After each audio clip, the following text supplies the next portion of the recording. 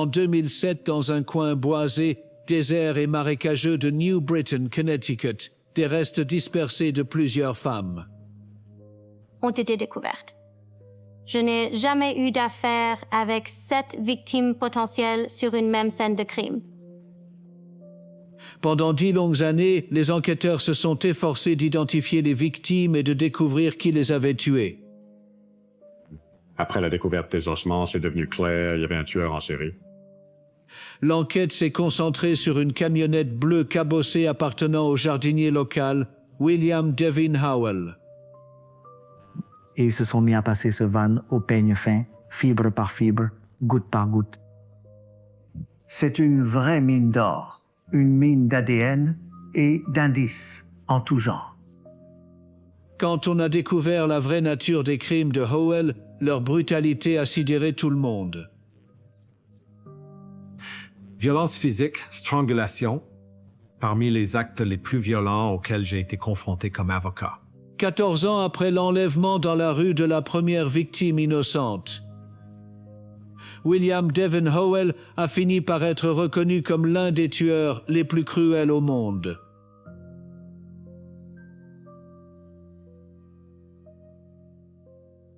En 2017, une affaire qui avait bouleversé et horrifié une paisible communauté, région de Nouvelle-Angleterre, s'est achevée sur l'un des plus prolifiques du Connecticut. Le tueur en série William Devin Howell, 47 ans, mis sous les verrous à vie. Mais lorsque l'histoire a commencé 14 ans plus tôt, elle était presque passée inaperçue. Les médias n'en avaient pas beaucoup parlé. Personne n'avait vraiment fait le lien entre toutes ces disparitions de femmes. Si elle se droguait, si elle était travailleuse du sexe, ça n'a rien d'inhabituel, pour qu'on ne signale pas leur disparition avant longtemps. Quand la vérité sur le sort des femmes disparues a enfin éclaté, elle a révélé une face sombre que beaucoup, dans ce coin verdoyant du Connecticut, n'auraient jamais soupçonnée. Je ne savais pas que ça existait. Le Connecticut central était plutôt une zone industrielle dans les années 30, 40, 50. Et au fil du temps, la drogue s'est implantée dans ces quartiers. Entre la drogue et la prostitution, mais surtout, l'histoire a montré au monde que des personnes véritablement monstrueuses peuvent parfois se cacher sous les yeux de tous. Bill Howe fait partie de ces individus condamnés pour des actes de violence atroces. Et pourtant, c'est un homme attachant, et quand on pense à lui, on se demande, comment a-t-il pu faire ça? L'histoire de ce tueur commence le 11 février 1970. Il a grandi à Newport News, en Virginie, une ville d'environ 200 000 habitants. Sa mère avait 40 ans et son père 45 quand Howell est né. William Devin Howell, qu'on appelait Bill, était le benjamin de 4 enfants. Malgré une enfance stable à la fin de l'adolescence, Howell a commencé à s'engager sur la mauvaise voie. Il a été scolarisé, puis vers la fin, il a arrêté ses études. À l'adolescence, Bill Howell a sombré dans la drogue, puis a basculé dans la petite délinquance. Il avait plusieurs infractions au code de la route qui, finalement, a entraîné la suspension de son permis et c'est devenu un cercle vicieux. Il a continué à conduire, à se faire arrêter et il a fini en prison. Vers 25 ans, Howell avait déjà accumulé des condamnations pour conduite en état d'ivresse, faux, conduite dangereuse et ébriété sur la voie publique. En 2001, à 31 ans, il a quitté la Virginie. Il a rencontré une femme originaire du Kentucky et fini par y venir. En emménageant avec sa petite amie, Dorothy, à New Britain, William Howell s'est donné une façade respectable. Howell semblait avoir une vie stable. Il était en couple, il avait une petite amie. Il avait un travail. Il avait une entreprise d'aménagement paysager qui semblait plutôt bien marcher. Il tondait les pelouses des gens, pas une grosse entreprise de paysagiste dans les quartiers aisés, juste une petite tondeuse de 22 pouces. Tondeuse à gazon. C'était dans des quartiers plus urbains où des personnes âgées vivaient encore et faisaient appel à lui. D'après eux, il était très gentil, fiable. Il venait chaque semaine. Il avait une Ford Econoline bleu foncé de 1905. Elle était bien amochée. Certaines fenêtres étaient condamnées par du contreplaqué. Il y avait une annonce pour Quality Loanwork avec le nom d'Evie et son numéro de portable. Mais le crime n'était jamais loin. En 2002, Howell a encore été condamné pour des délits mineurs. À cette époque, il allait souvent au Berlin. Dans le secteur du Turnpike, à 10 minutes en voiture de la maison qu'il partageait avec Dorothy. Sur le Berlin Turnpike, il y a plein de commerces, de restaurants, d'hôtels, de motels et de centres commerciaux. La Bruin Turnpike était l'une des principales routes qui reliaient autrefois New York et Boston. Il y avait donc beaucoup de petits hôtels, et au fil du temps, ils ont fermé. Fréquentés au départ par des voyageurs classiques, puis par des prostituées, leurs clients et des activités plus louches. William Devin Howell était attiré par ce secteur, où la drogue et la prostitution allaient de pair. Beaucoup de femmes toxicomanes finissent par se prostituer pour se procurer de l'argent. Et M. Howell a pu se procurer de la drogue et passer du bon temps avec ces femmes. En avril 2003, une jeune femme a été portée disparue dans une ville située à une quarantaine de kilomètres de la Berlin Turnpike. Mélanie Ruth Camillini était originaire de Seymour, dans le Connecticut. Elle a disparu à Waterbury. Elle était mère de 2 enfants, très aimée des siens. Quand la mère de Mélanie, 29 ans, a signalé sa disparition à la police de Waterbury, elle n'avait pas vu sa fille depuis plusieurs mois. La police de Waterbury menait l'enquête, notamment pour l'avis de disparition. D'excellents enquêteurs. Malgré l'enquête, il n'y avait aucune piste concernant la disparition de Mélanie. Un mois plus tard, une autre disparition a été signalée dans la même ville. Marilyn Gonzalez avait 26 ans. Elle aussi était mère de 2 enfants. Marilyn a été vue pour la dernière fois le 15 mai 2003. Sa mère a signalé sa disparition quelques jours plus tard. Ses proches cherchaient désespérément à comprendre ce qui lui était arrivé.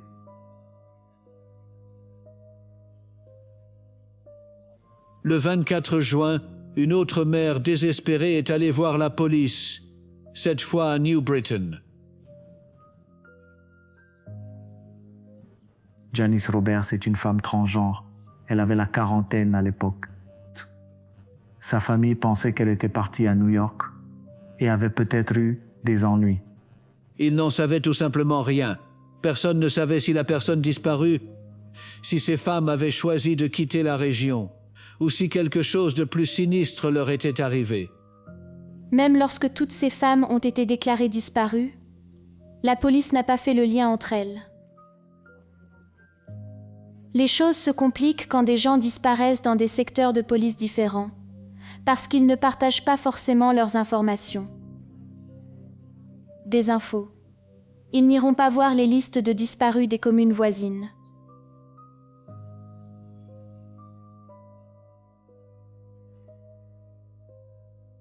À l'été 2003, 3 femmes avaient disparu dans des villes autour de la Berlin Turnpike. Il n'y a pas eu de tollé ni de panique. Les femmes n'étaient pas en sécurité dans les rues, mais elles ne le savaient pas. En juillet 2003, William Devin Howell, 33 ans, vivait avec sa petite amie à New Britain, dans le Connecticut. Le 31 juillet, la mère et la sœur Nilsa Arismendi, 33 ans, est arrivée à Wethersfield, au commissariat situé à 9 miles de là, et ont indiqué qu'ils n'avaient pas vu Nilsa depuis près d'une semaine.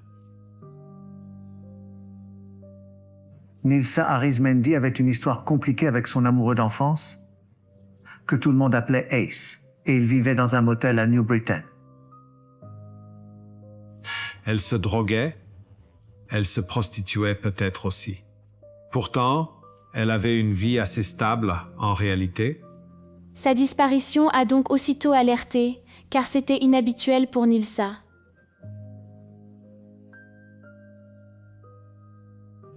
Nilsa Ace, condamnée pour trafic de drogue, figurait en tête de la liste des personnes à interroger. Assurant qu'il ignorait ce qui était arrivé à Nilsa, Ace a passé le détecteur de mensonges avec succès. Malade d'inquiétude après la disparition de sa petite amie, Ace était prêt à tout pour aider. Il a donné à la police toutes les informations en sa possession. Ace a raconté aux enquêteurs quand il avait vu Nilset pour la dernière fois. C'était tard dans la nuit après que le couple avait passé du temps avec un homme qu'il connaissait seulement sous le nom de Devin. Nilsa, son petit ami et ce type consommaient de la drogue sur le parking d'un supermarché à Wethersfield. Après ça, son petit ami l'a vu monter dans cette camionnette à l'air bizarre que était en partie bleue, en partie noire, avec des planches à la place des vitres latérales. C'était la première piste sérieuse pour comprendre ce qui était arrivé à Nilsa. La camionnette bleue est devenue une cible de l'enquête du Wethersfield Police Department. Le nom Devin et la description d'une camionnette étaient les seuls éléments dont disposait la police dans la recherche de Nilsa. Mais 2 mois plus tard, un agent de patrouille à l'œil vif a repéré le véhicule à Wethersfield.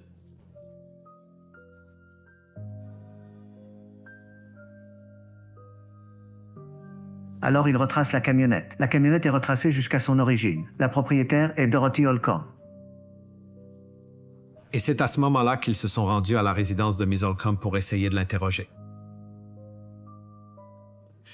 Les dossiers de police ont montré qu'un homme vivait à l'adresse de Dorothy. L'un d'eux faisait l'objet d'un mandat d'arrêt pour une agression contre sa petite amie. Son nom était William Devin Howell. Quand la police est arrivée pour parler à Dorothy, elle a dit « Oh, eh bien, Bill a la camionnette la plupart du temps. Elle est juste immatriculée à mon nom. » Il a essayé d'éviter les interviews et elle l'a en quelque sorte protégé de la police. Le genre de truc où ils entraient par la porte de derrière. Les enquêteurs tenaient absolument l'homme vu pour la dernière fois avec Nilsa, mais il ne cessait de leur échapper. Ils ont concentré leur attention sur la camionnette dans laquelle Nilsa était montée la nuit où elle a disparu. Ils ont obtenu un mandat de perquisition pour le véhicule, mais quand ils sont revenus en novembre pour saisir la camionnette bleue cabossée, ni Howell ni le véhicule n'étaient nulle part en vue.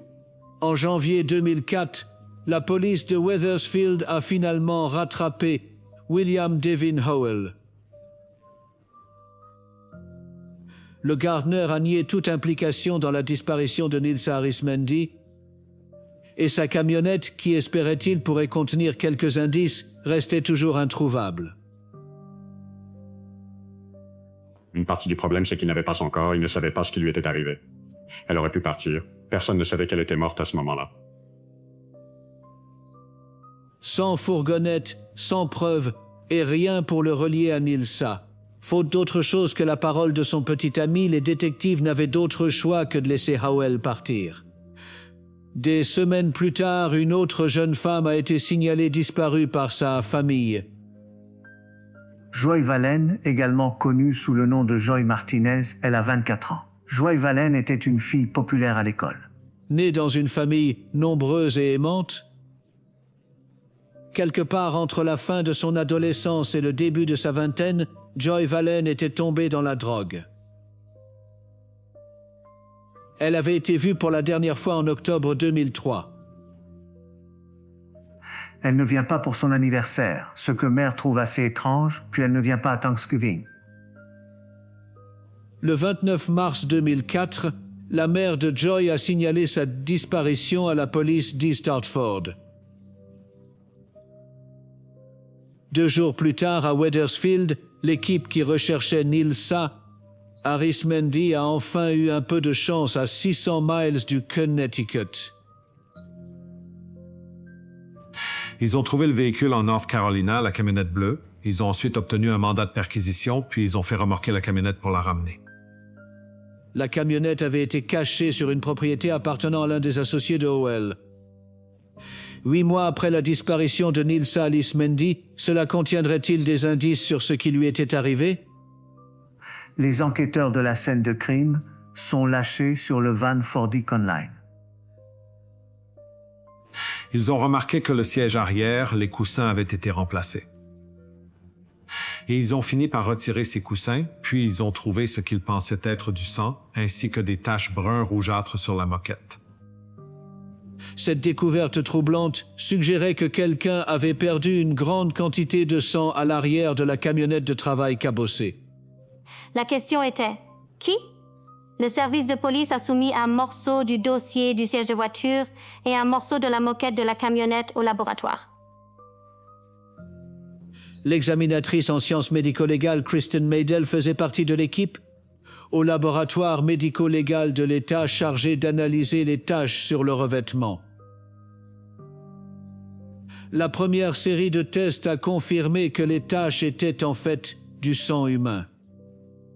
L'étape suivante consistait à découvrir à qui appartenait le sang. Lorsque les résultats sont revenus, ce fut un choc. Tests initiaux de ces 2 échantillons, il s'agissait de 2 profils ADN différents.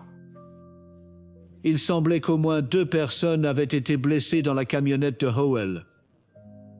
Comme c'est courant dans les affaires de personnes disparues aux États-Unis, la mère de Nilsa Arismendi avait fourni à la police un échantillon d'ADN lorsque sa fille a disparu. Pas enfant, aéri, a. Si des restes humains étaient découverts, les autorités seraient en mesure de D'ici la victime était probablement un parent proche de la mère de Nilsa. Malheureusement pour la famille de Nilsa, il y avait une correspondance. La mère de la personne disparue correspondait bien au profil ADN provenant de la camionnette. Ce fut une avancée importante dans l'affaire, mais un coup dur pour la famille de Nilsa, qui attendait avec anxiété.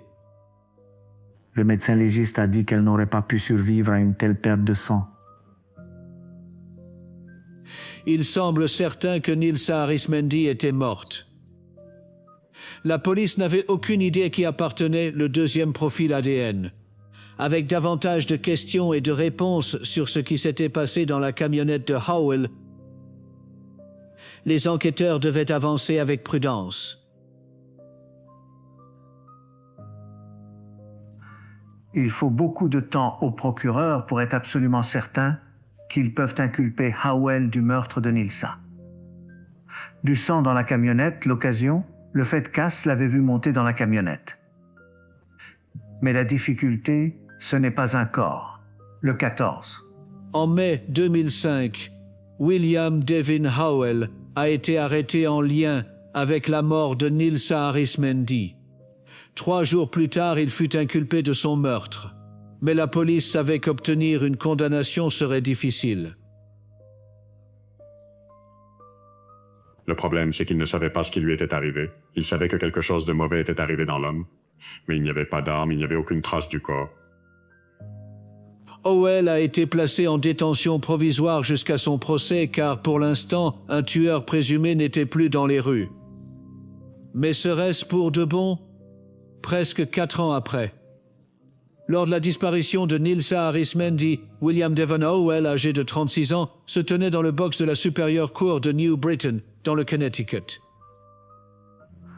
Le 24 janvier 2007, William Devon Howell comparaît pour le meurtre de Nilsa Arismendi. Les éléments de preuve ADN sont produits. Des témoins dont Ace sont produits. La défense de Howell était que c'était son petit ami, Ace, qui avait attaqué Nilsa, soutenant que le couple s'était disputé à l'arrière de la camionnette. L'accusation a souligné la quantité de sang répandu dans la camionnette et le fait que Nilsa n'avait pas été vue depuis cette nuit-là. Le 5e jour du procès, Howell a changé son plaidoyer. Il a conclu un accord de plaidoyer et il a utilisé quelque chose appelé le plaidoyer Alford. Ce que la doctrine Alford signifie, c'est que vous diriez, je comprends, si je vais au procès, il y a de fortes chances que je sois condamné et que j'encoure une peine plus sévère. Afin d'éviter cela, je vais plaider coupable, même si je n'admets pas ma culpabilité. Le 30 janvier, Howell a plaidé coupable d'homicide involontaire au 1er degré. Refusant toujours de donner la moindre information sur ce qui était arrivé à Nilsa, Alice Mendy ou l'endroit où ses restes pouvaient être retrouvés, Howell a été emprisonné pendant 15 ans. Quelques mois plus tard, le 20 août 2007, la police locale a reçu un appel téléphonique qui avait le potentiel de faire la lumière. Sur le sort de Nilsa, le New Britain Police Department a reçu un appel d'un résident qui se promenait dans des bois près de Hartford Road à New Britain. Et il a dit qu'il avait trouvé ce qu'il pensait être des restes humains. J'étais lieutenant au bureau à ce moment-là. Nous avons donc répondu. Nous avons quadrillé les lieux. Ce secteur est très commercial. C'était comme un petit centre commercial en enfilade. Et à l'arrière, il y a un petit parking. Et juste en dessous, il y a un escarpement abrupt. Et puis il y a une zone boisée. Ce n'est vraiment pas un endroit que l'on traverserait facilement à pied à cause des ronces de certains animaux sauvages qui s'y trouvent ou parce que c'est complètement marécageux. C'est assez souvent sous l'eau. Ce n'est pas un endroit où quelqu'un aurait envie de se promener ou d'aller pique-niquer. Davantage d'agents ont été mobilisés pour fouiller la zone densément boisée. Nous avons trouvé quelques restes supplémentaires ce soir-là et jusque dans la journée du lendemain. Et c'est à ce moment-là que nous avons découvert qu'il ne s'agissait pas des restes d'une seule personne, mais des restes de 2 femmes. Confirmant qu'ils avaient trouvé les restes partiels de 2 femmes adultes, le médecin légiste de l'État a donné une estimation du temps pendant lequel les os éparpillés étaient restés là. Il nous a donné une fourchette très large avec la réserve que cela dépend de la météo et de l'activité des animaux. Nous savions donc qu'ils n'avaient pas des centaines d'années. Nous savions qu'ils avaient 1 an. Quelques jours plus tard, un 3e squelette partiel a été retrouvé. Il n'y avait rien sur les corps pour les identifier, mais une conclusion semblait inévitable. Avaient toutes vraisemblablement été assassinées, et presque certainement par le même agresseur. Nous travaillons assurément sur la forte possibilité que nous ayons affaire à un tueur en série. Avec la condamnation de William Devin Howell encore fraîche dans l'esprit des habitants locaux, pour les forces de l'ordre, la question sur toutes les lèvres était: l'un des corps pouvait-il être Nilsa Harris Mendes? Le laboratoire médico-légal de l'État a de nouveau été sollicité. Ils ont soumis un échantillon provenant des 3 corps possibles différents pour que nous procédions à des tests ADN. Des profils ADN ont été établis à partir des os, mais lorsqu'ils ont été, après comparaison avec la base de données ADN, ce fut une nouvelle déception pour la famille de Nilsa. Nous avons bien essayé d'établir un lien avec Nilsa, mais il n'y avait aucune correspondance de ce côté-là. En fait, il n'y avait aucune correspondance dans le système pour aucune des femmes. Sans savoir qui elles étaient, enquêter sur la mort des femmes s'avérerait difficile. Si vous ne savez pas qui est la personne qui a été tuée, il est quasiment impossible d'identifier vos suspects. Il y a toujours un mobile pour chaque meurtre. Vous ne découvrirez jamais quel est ce mobile à moins d'identifier le corps. La police de New Britain s'est investie corps et âme pour déterminer qui étaient les femmes. Examiner des signalements de personnes disparues non résolues et simplement essayer de toutes les retrouver. Le FBI à Quantico a proposé ses services pour créer une approximation de 2 de nos victimes. Nous l'avons fait publier dans les journaux, l'avons transmis aux médias. Ce fut un processus lent et frustrant. Et alors que James Wardwell et son équipe s'efforçaient d'identifier les victimes, Il n'arrivait pas à se défaire du soupçon qu'il pourrait y avoir d'autres corps gisant dans les bois. Nous n'avons jamais cessé de croire qu'il y avait plus que ça là-dedans. Au fond de notre cœur, nous croyons encore que Nilsa était là-dedans. Pensant toujours qu'il pourrait y avoir plus de victimes, la police était-elle sur la bonne piste? William Devin Howell était-il en fait un tueur en série, Nilsa n'étant que l'une de ses victimes? Nous gardions certainement toutes les options ouvertes parce que nous ne savons pas encore, mais c'était définitivement une hypothèse de travail qu'il y avait un lien et que Nilsa était aussi liée à notre site. En décembre 2010, New Britain PD a reçu son premier. Percé lorsqu'une femme a appelé en se présentant comme la belle-sœur de Diane Cusack, résidente de New Britain. Elle avait vu dans les journaux la photo de la reconstruction faciale de l'une des femmes non identifiées. Elle a dit « Oh, le visage ressemble vraiment à Diane. Les cheveux ne sont pas les bons, mais le visage avait l'air juste. » Diane Cusack vivait seule à New Britain. Je ne pense pas qu'elle était vraiment en contact avec sa famille. Sa disparition n'a pas été signalée tout de suite. Nous avons donc finalement pu établir ce lien grâce au dossier dentaire et à l'ADN. Et avons établi notre première identification formelle. Je me souviens être allé m'asseoir à leur table de cuisine et leur avoir annoncé la nouvelle. Je sais que cela leur a causé de la douleur, mais je pouvais voir que cela leur apportait aussi un certain soulagement. Je m'en souviens comme si c'était hier cette partie-là parce que personne ne mérite. Que lui est-il arrivé? Non ma pesa. La tragédie pour Diane Cusack et sa famille a néanmoins constitué une avancée importante dans l'enquête. A vraiment commencé à tout ouvrir, parce qu'alors nous pouvions commencer à retracer ses pas, la situer dans des lieux. Diane, âgée de 53 ans, n'avait pas été vue depuis juillet 2003. Elle avait vécu dans le même quartier que William Devin Howell, et la police pensait que leurs chemins s'étaient peut-être croisés. Mais il n'y avait aucune preuve ni aucun élément probant permettant de relier Diane à Howell. L'enquête est restée au point mort jusqu'en 2013. State's Attorney's Office dispose d'une unité des affaires non résolues et ils ont constitué une force opérationnelle. L'ADN provenant des restes dans les bois a été soumis de nouveau au laboratoire de police scientifique de l'État. Et en septembre 2013, il y a eu une autre identification positive. Joyvalyn Martinez, ce sont en fait ces restes qui ont été les premiers retrouvés ce premier jour, en 2007. Cette percée a également fourni des preuves cruciales que William Howell avait tué plus d'une fois. Le sang de la deuxième personne trouvé avec celui de Nilsa à l'arrière de la camionnette de Howell s'est révélé être celui de Joy Valins, 23 ans. L'affaire prenait de l'ampleur, mais les détectives soupçonnaient qu'il y avait encore beaucoup de choses qu'ils ignoraient. En 2014, ils ont essayé quelque chose de nouveau. Une des choses que l'escouade des affaires non résolues de l'avocat en 2 étapes a faites a été de fabriquer des cartes à jouer sur des homicides non résolus qu'ils ont distribués. Dans toutes les prisons. Ils sont gratuits pour les détenus et demandent simplement que si quelqu'un a des informations, il appelle afin de susciter des conversations.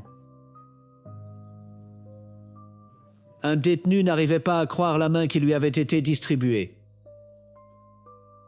William Devin Howell, qui purgeait depuis 10 ans sa peine pour l'homicide involontaire de Nilsa Arismendi, était sur le point de faire éclater l'enquête. Grand ouvert. À la Cheshire Correctional Institution du Connecticut en 2015, William Devin Howell, 45 ans, s'est confié à son codétenu, Jonathan Mills, révélant ce qui était réellement arrivé à Nilsa Arismendi 12 ans plus tôt. Vers 3 heures du matin cette nuit-là, en juillet 2003, Nilsa et son petit ami, qui prenait parfois de la drogue avec Howell, l'ont rencontré. Dans le parking d'un supermarché, il voit Nilsa monter dans la fourgonnette Ford Econoline bleu foncé de Bill Howell et partir. Peu après que Nilsa soit entré dans la camionnette de Howell, il l'a attaquée, la frappant au visage, ce qui a fait saigner abondamment son nez. Il l'a ensuite saisie à la gorge. Elle est étranglée et elle est jetée derrière le centre commercial. Mais Nilsa n'avait pas été sa première victime. Il dit à Mills que je n'ai pas seulement tué Nilsa. J'ai également tué 6 autres personnes. Howell a dit à Mills. Sa première victime, au début de 2003, avait été Melanie Ruth Camillini. Howell l'avait violée et étranglée à l'arrière de sa camionnette.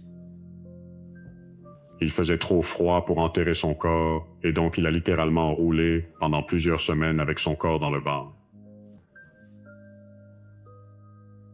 Il avait l'habitude de dormir à côté d'elle, l'appelant son bébé. Et il lui a coupé le bout des doigts et a arraché le bas de sa mâchoire pour lui enlever les dents du bas et les mettre dans un sac poubelle, puis il les a jetés dans une benne à ordures. Il a dit à Mills qu'une fois qu'il avait tué la première femme, c'était comme franchir le Rubicon, et que cela devenait plus facile après cela.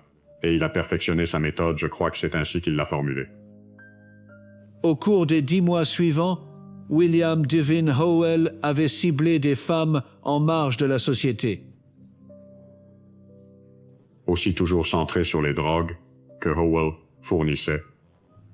Eux ou des gens montaient dans sa camionnette parce qu'ils allaient se droguer avec lui. Une fois à l'arrière du véhicule que Howell appelait sa voiture meurtrière, les femmes ont été brutalement attaquées. Il y avait beaucoup de violence physique, des étranglements, des coups portés avec des objets, un marteau par exemple. Il contrôlait ses femmes. C'était un grand gaillard. Avec sa deuxième victime, Marilyn Gonzalez, 26 ans, entravée toute la nuit. À l'arrière de sa camionnette, Howell a parcouru les environs. Il est même passé par un drive pour lui acheter son dernier repas. Elle a mangé le repas et il l'a violée et l'a tuée, se référant à lui-même. Comme un éventreur malade dans sa confession troublante à son codétenu, Howell a également éclairci le sort d'une femme dont la disparition avait été signalée en juin 2003. La troisième victime de Howell, qu'il a récupérée le 18 juin 2003, était Janice Roberts. Mais en fait, elle était transgenre. Pendant qu'un acte sexuel était pratiqué, monsieur, Howell s'est rendu compte que c'était une personne trans qui le faisait, ce qui l'a mis très en colère. Howell a étranglé Janice, 44 ans, à mort. Après le déchaînement de violence, Howell se débarrassait des corps de ses victimes. Howell leur a parlé de ce qu'il appelait son jardin. Et Mills a compris que ce dont il parlait était l'endroit où il enterrait des victimes. Les victimes ont été simplement jetées comme des objets et non comme des personnes, comme les ordures d'hier. Tout simplement horrible. Howell a dit à Mills qu'après Melanie, Marilyn et Janice, il avait assassiné Diane Cusack. La prochaine victime était Nilsa Arizmendi, suivie de Joavelyn Martinez. D'une dernière victime datant d'octobre 2003, une femme de 40 ans originaire de Waterbury qui n'avait jamais été portée disparue.